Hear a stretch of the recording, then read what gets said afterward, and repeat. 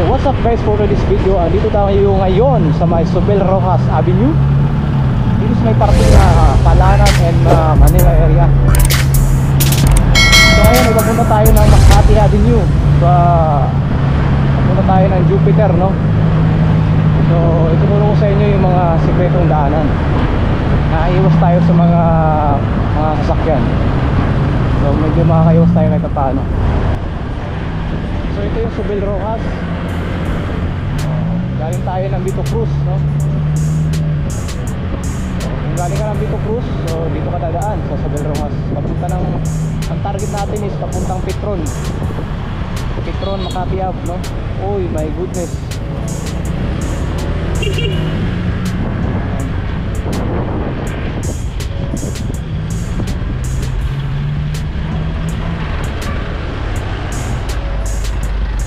Ito naman yung corner ng Osmeña Highway. Yung lugar na to, Osmeña Highway yan, no?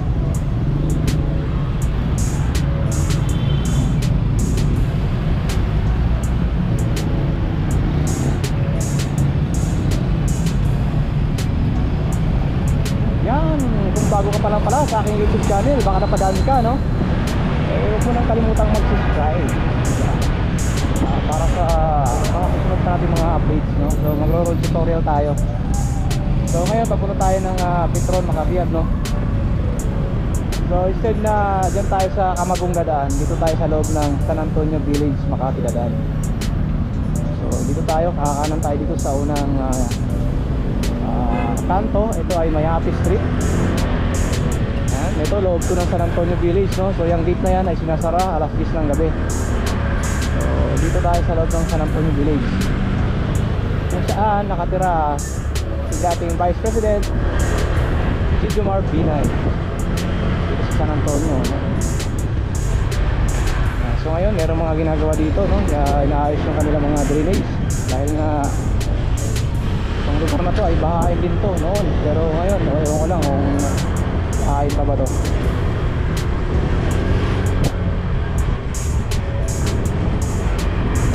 Ayan, so baybayin lang natin itong Mayapis, no? Tapos pag nakita natin yung St. Paul Street kaliwa, so ipapass forward ko na lang yung video para mas mabilis tayo, baka mainit tayo. So Mayapis, then St. Paul, nakaliwa tayo ng St. Paul. Yung St. Paul. So makikita nyo dito yung along Mayapis, yung San Antonio National High School. Yan, San Antonio National High School yan, yung lugar na yan. Alright, sa bandang kaliwa naman ay papunta doon sa bahay ni Binay. So ito yung St. Paul Street, kaliwa tayo dito. Yan. So nandito na tayo sa St. Paul, babaybayin lang natin yung St. Paul. Kung makikita nyo, wala masyadong sasakyan. Umiwas tayo doon sa may Camagong Street. Siguro mas mabilis naman doon, pero mas maraming sasakyan. Parehas lang din ito. Mas makakabuelo ka, wala masyadong mga sasakyan. Yan, baybayin lang natin itong St. Paul. Tapos ng St. Paul ay kakanan naman tayo dito sa may Bagtikan Street. So pag nakita natin yung Bagtikan Street, kanan, no?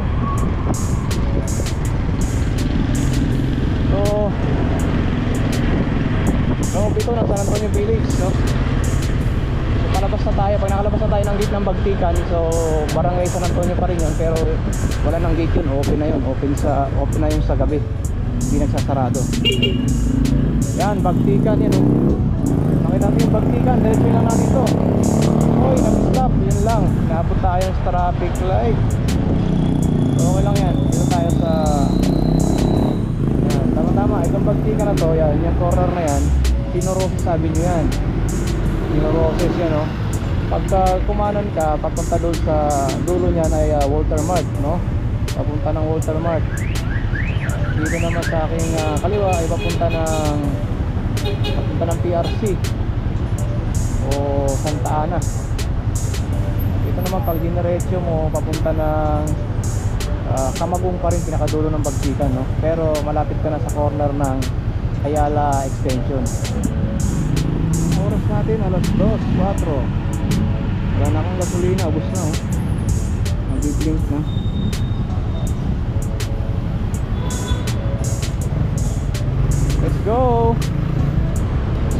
nasa Bagtikan tayo, no?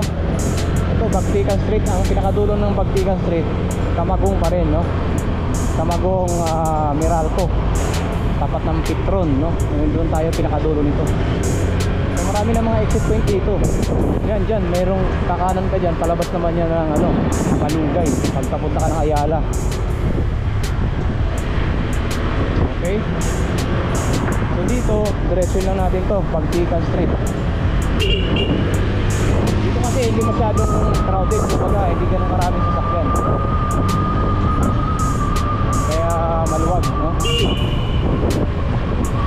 Yan. So nandito na tayo sa corner ng Camagong, yan. Ayan ang Petron, tapos Meralco, Makati. Yan, dyan mas maraming sasakyan. Tapos dito, yan, pagkakanan natin dito sa Camagong. Yan, pag kumanang ka dyan, papunta na yan ng Ayala. So dito tayo sa may Ayala Extension, kaliwa tayo dito. So walang traffic light, no, hindi gumagana. Kaya kanya-kanya na naman. Ilang linggo na yan. Shoutout nga pala sa Makati, no, hindi pa rin ayos. So dito, kanan tayo. Pag diniretso mo yan, papunta yan ng ano, Makati Circuit. Dito naman tayo sa Metropolitan Avenue. Itong Metropolitan Avenue na to ay ang dulo nito papunta na ng Jupiter sa Makati Ave. Ayan. Diyan mo makikita yung Makati North Cemetery. Dito naman yung bagong hospital ng Makati, no? Ito. Ito, hospital ng Makati to, ah. Anong hospital to? Hindi alam kung anong pangalan ng hospital na to, pero bago yan. Hospital yan.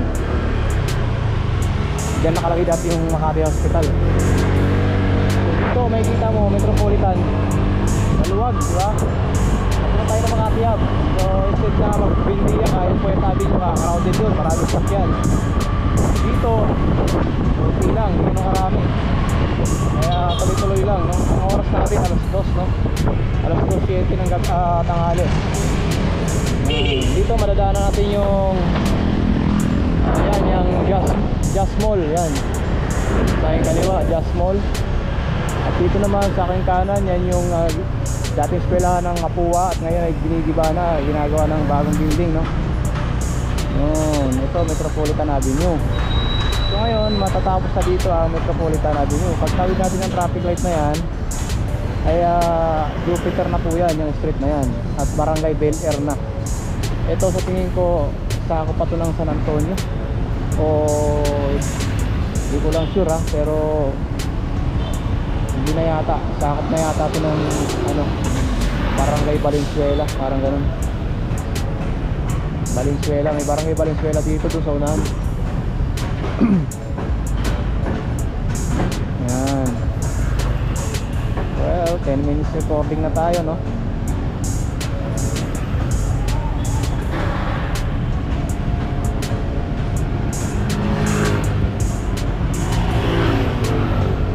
Left and right, pagka nag-left ka going to City Hall ng Makati.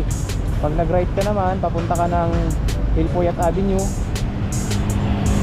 sa kabilang lane papuntang Pasay. O pagka tumawid ka sa kabila, papuntang EDSA. Yang kalsadang yan. Yan yung tinatawag na N. Garcia, Nicanor Garcia. N. Garcia Avenue, dating Reposo. So ngayon ay isa na siyang N. Garcia. Then ito ay nandito tayo sa Jupiter Street. Ito ay Jupiter Street, sakop na ng Bel Air, Makati City. Wow, talaga naman. Makikita mo dito ay maluwag sa oras. Dito sa Bel Air, Makati. Nagkapit tayo dito sa may sa Del Roas. Lagi ako dito po. Hindi ako dumatapos ng hotel.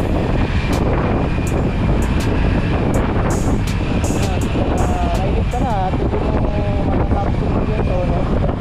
Dito sa dulo ay malapit na sa Makati Avenue. Target mo pumunta na Makati Avenue, Petron ay dito na yun. Meron dito, may kita mo dito yung SSS, no? DTI, dito sa lugar na to. Saka yung ECC, Employee Compensation Commission, dito rin yun sa may Jupiter. Ang pinaka kabila na entrance yan, nasa Hilpuyat saka sa ano. So ito na, andito na yung Petron, no? Okay, yan yung Petron Makati Hub.